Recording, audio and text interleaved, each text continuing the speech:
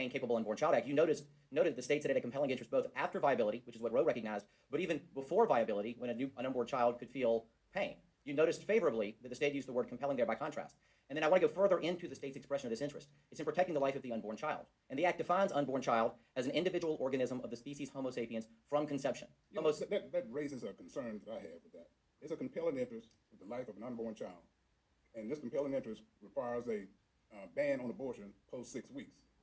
That be the case, why is it that the life of this unborn child is so valuable and so compelling at that point, yet if a rapist is the source of the sperm, that life of that child doesn't matter too much anymore? You get 12 weeks to decide whether or not you're going to have an abortion.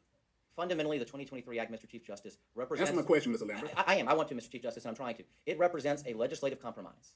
And this court in Bauer... So your compelling interest is really not compelling at all? No, the interest is still compelling. There are instances in which the General Assembly, as the policy-making body of the state, determined that there were other interests that might necessitate a separate treatment in certain instances, such as rape or incest or fetal anomaly. But that does not mean the interest on the whole cannot be compelling. And I would point the court... The act of rape is more compelling than the life of an unborn.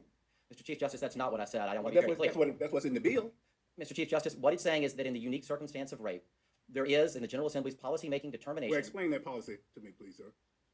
Why would that policy override the life of an unborn? Two responses, Mr. Chief Justice. I want to make sure I get them out because they're distinct.